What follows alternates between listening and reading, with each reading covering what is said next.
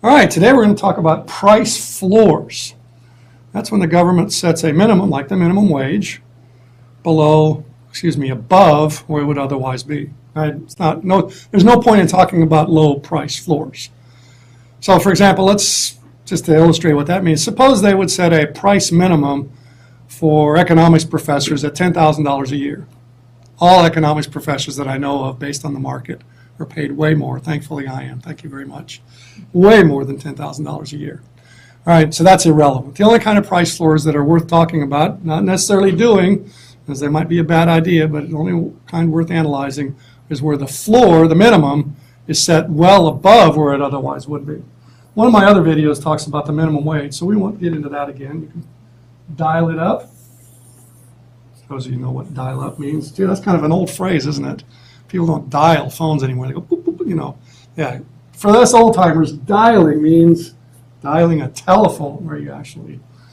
Okay, so let's do it in terms of agriculture where price floors come up quite a bit.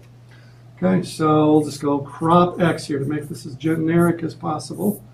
Okay, the suppliers are farmers. Okay, so we've got our supply line in there. Right, this point down here, that's the lowest price at which any farmer would supply any of this crop. Okay, and we put the demand line in here. All right, that would be us consumers, or in some cases, as you'll see from the examples here, that might be the government trying to maintain the price floor. All right, so we've got a diverse array of farmers out there, some of whom might complain to the government that P0 is not enough to keep them in business, that they'll go broke if the price isn't higher, and then they'll have to sell their farms and move to the city. And sob, they've been in business for generations and generations, and we don't want to have to make them do that.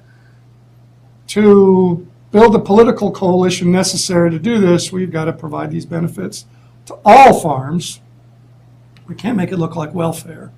Okay, so we're going to have a higher price per unit as the politically preferred policy option. We have a mandate here, okay, in some cases, which doesn't cost the government money, maybe. See, the original idea between price floors applied to agriculture is that, we would only have to do this in the bad years. What's a bad year in agriculture? It's kind of weird. That's when you produce a lot. That's a bad year, right? Because there's a flood of production because the weather's been perfect and the bugs haven't been hungry, and that crashes the price, and that's a bad year. And then when the weather's bad, if you don't lose all your crop, that's a good year, right? Because some other farmers lost part of their crop, and so the supply is reduced and the price is driven up, and those who have very much crop left to sell make money. So it's kind of backwards. You got to think about these things real carefully. All right, so here we have our P minimum, the price floor. And if that's all we do, if all the law is okay, it's illegal to pay less than this amount for this crop, we're going to have a surplus. And black markets, right? Because there's a lot of folks out there that would like to buy the crop for less than P minimum, right? The part of the demand line that I just drew, right? That part of the demand line represents people who are willing to pay a little less than P min for the crop. And then this part of the supply line are farmers that have an opportunity cost below the price at which somebody else is willing to pay them, at below P minimum. And so we have a deadweight loss at this level, at least, right? Because this much stuff is not being provided that would be worthwhile. Okay, and then, getting back to the surplus, the amount that the farmers would like to sell for crop X at this minimum price is QS. For the sake of the example here, let's put some numbers here on this. Let's just say this is 120, and let's say this is 50. It's in sideways 50 because, again, I'm not able to twist my hand here to get to be a right side up 50. Okay, so we've got a surplus of 70, right? 70 more they would like to supply than the amount they can actually sell at the minimum price. Since that yields black markets and lots of frustrated, angry farmers who said, what good is a P minimum if we can't sell our crop at that price? They might not stop at that, they being actually us taxpayers, us constituents of people that vote on these laws. And so one possibility is what's called a price support. Okay, so just backing up a little bit, if all we do is mandate the price is going to be higher, there's going to be a lot of unsold stuff out there, okay, a lot of frustrated sellers who can't sell all that they would like to sell at that price. And they lost to society in that some additional stuff could have been sold for more than the cost of producing it. All right, so if you have a price support as a way to avoid the black markets and frustration and all of that results from just mandating higher prices, then the government has to increase the demand by that 70. Okay, support the price means to increase the demand, increase purchases of it. Okay, so the government's going to buy this 70 difference, okay, and pay this price. So let's suppose, I have some numbers here, let's suppose that's 10, and that's $14 per ton. Dollars per ton. Okay, so us taxpayers will be on the hook for 70 times 14. And doggone it, I shouldn't have picked numbers that are hard to do in my head. Let's see, what is that, 70 times 14? That would be $980. I think I got that right. 4 times 70 plus 10 times 70. So us taxpayers are going to have to come up with $980. And now, instead of having the deadweight loss be here from underproduction, okay, the deadweight loss is going to be over here from overproduction. Right? See, because beyond the original equilibrium quantity, the additional output is not worth as much. The cost of producing the additional output from Q sub E to Q sub S is more than what it's worth to any buyer out there. See, that presumes something else that's maybe not worth presuming, namely that somehow we're going to get this additional 70, 120 minus 50, to those additional buyers. Because see, what's going to happen with the price support is the government's going to come out there and purchase this stuff and stick it in grain silos or something somewhere, probably rent grain silo space from farmers.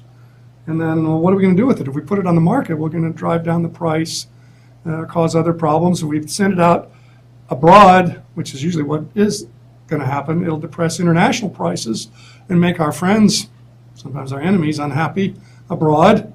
Okay, so maybe we just ought to leave it in storage and let the rats eat it. Well, this video is going to be preferably be way too short to get into those other possibilities. So this is going to be what we call the minimum deadweight loss with a price support. All right, this is the deadweight loss, the difference between what we spend and what it's worth if we get all 120 tons out to the person who values them the most. That may not happen. That's why it's a minimum deadweight loss. Now, one way to make it happen, okay, is another alternative that we can use. It's called a price guarantee approach.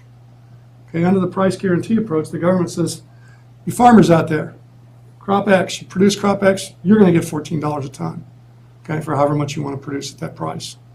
Now, it may not all sell at that price, and so sell it. You know, let the market work. Okay, put it out on the market and let the price go down to whatever it takes to sell it all. Okay, well, we take Q sub S, we go up to the demand line and we say, okay,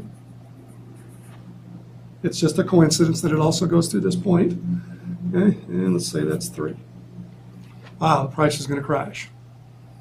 Okay, so price minimum floor promised at $14 a ton. The farmers produce 120 tons a year. Drop it out on the market to sell it. They're not particularly concerned by what it sells for, but just for the sake of efficiency, the market will work, and the price will fall to $3 per ton to sell it. Thus, taxpayers are going to owe $11 a ton to those farmers, right? Because from the person who buys it, they're only going to get $3 a ton. We guaranteed them 14. Okay, so we taxpayers are on the hook for $11 a ton difference between the minimum, and I usually call this P sub C, the price to the customer or consumer. Okay, now this is the deadweight loss, right? Because all of the stuff is going to go to the people who value it the most, right? All these people are going to get their crop X. Okay, anybody that's down here, $3 is too much for them. No, they're not going to get any of it. If we just dump it someplace under price support, some of it might go to these folks who have some value for it, but not much. Price guarantee, we're going to sell it for whatever the market will bear. It'll be $3 a ton. 11 times 120 is the taxpayer cost. Okay, 120 tons worth of output. The farmers are going to say, hey, I only got 3 when I sold this. You promised me 14, 11 please. Okay, so 120 times 11, which is 100, which is $1,320 per year will be the cost to the taxpayer.